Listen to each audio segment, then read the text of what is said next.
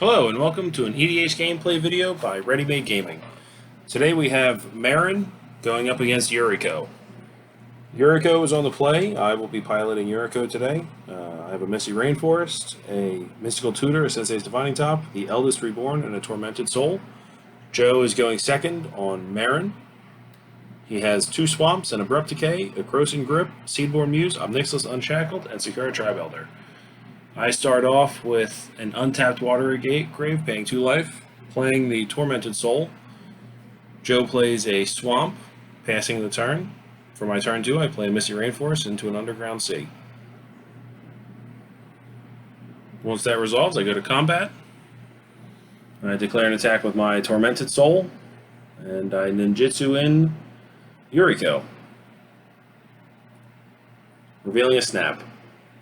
So Joe takes 3 damage this turn. I think the Yuriko trigger and returning the creature to my hand, bringing me up to 7 cards in hand, so I don't have to go to discard. Joe lays a second Swamp. I think his hand was probably just a mulligan. Not having the green mana for any of his spells other than Omnixilus kind of puts him in a spot that he doesn't want to be in, especially against a tempo deck, which is what this Yuriko deck is. I think most Yuriko decks are tempo decks. There's a lot of Blink of an Eye, Winds of Rebuke, you saw the Snap, there's Vapor Snag and Repeal and some number of destroy target creature spells and ways to be evasive. It's basically the closest thing to a Delver deck, like a Delver from Legacy or Modern. It's the closest thing to that you could play in EDH. And 1v1, it's a tough strategy to deal with, especially when you're not hitting all your colors. Now that he draws the City of Brass, he can play as Sakura Tribe Elder. I think a little bit of frustration is shown here. He immediately sacrifices his Tribe Elder to go get a Forest. He could have kept it up to at least make me use mana for with Thassa to make Yuriko unblockable.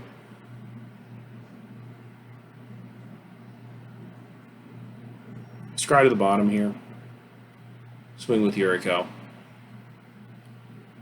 Reveal a Dimir Infiltrator, I think that is. It's the 2/2 unblockable, or the 1/3 unblockable with Transmute, with CMC2. This deck doesn't... there's an Underground Sea. There are some fetch lands. There's no real fast mana. There's no Demonic Tutor, Vampiric Tutor, Demonic Consultation line. This is really just a tempo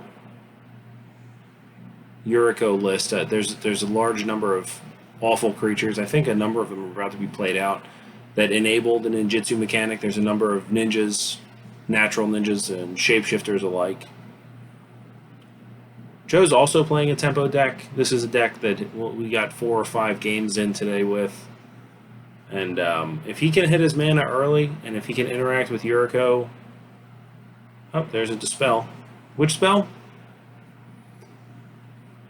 If he can get his mana online early and interact specifically with Yuriko, both of our decks are very similar. There's a large number of destroy target thing spells or bounce target things.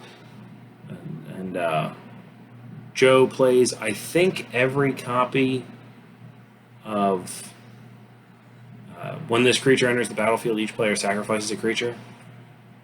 Plays a large number of enter the battlefield triggers. So his deck is a value, grindy, green-black sort of mid-range deck. Has a lot of powerful spells, but if anybody's ever played against Delver, once you let Delver get ahead of you and, develop a board and get its mana online and be able to attack and leave its mana up for interaction. Now, the reason that I played these dorky little creatures last turn is because of all those Merciless Executioner type effects that Joe has. It leaves me pretty wide open to Toxic Deluge, but I'd rather get deluged than just put Yuriko in the graveyard and have no real way to rebuild. I scryed to the bottom with Thassa in my upkeep here, and after the scry was completed still in my upkeep, I used Sensei's Divining Top. It revealed 2 more dorky 1/1s, and I believe a land. I wanted to save my Mystical Tutor if I could. If I could find a reasonable card to reveal to Yuriko or something I wanted to draw, I would have saved my Mystical Tutor. But using it this way is fine.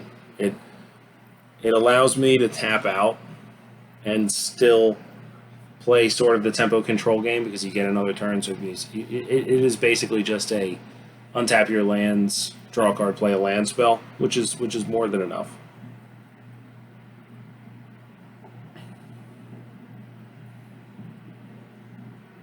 So Joe can freely Abrupt Decay here on the Yuriko, knowing that I won't, even if I, no matter how he times it, I don't have the mana to pay for a Yuriko to be ninjutsu'd in. Another Scry trigger on my second consecutive turn. I'll keep that one. I'm going to play a Brainstorm here. This is probably not good for Joe. I thought about adding a Jace the Mind Sculptor, and I was looking around for other Brainstorm type effects because once you get like Expropriate or Time Stretch or one of these, or even Dig Through Time, if it's not castable, sometimes you can fill up your graveyard, sometimes you can't. Just being able to put these cards back on top of your deck and have Yuriko or another Ninja or a Changeling deal, 8, 9, 10 points of damage just by attacking, that's a very valuable thing to have here. So I play a fetch land, kind of. It's a Fabled Passage. All Yuriko. Oh, there's a Time Stretch. And that's enough for Joe. Yeah, I think Joe's keep was not great. That was his first 7, so he still had a free 7 to go down to. I'm a big fan of aggressively mulliganing in these types of formats. And there's just a lot of leftover interaction. I mean, I'm never going to be able to cast a Time Stretch, but that's neither here nor there. Yeah, if you don't have all your colors of mana, and if you don't have enough lands, I ship it.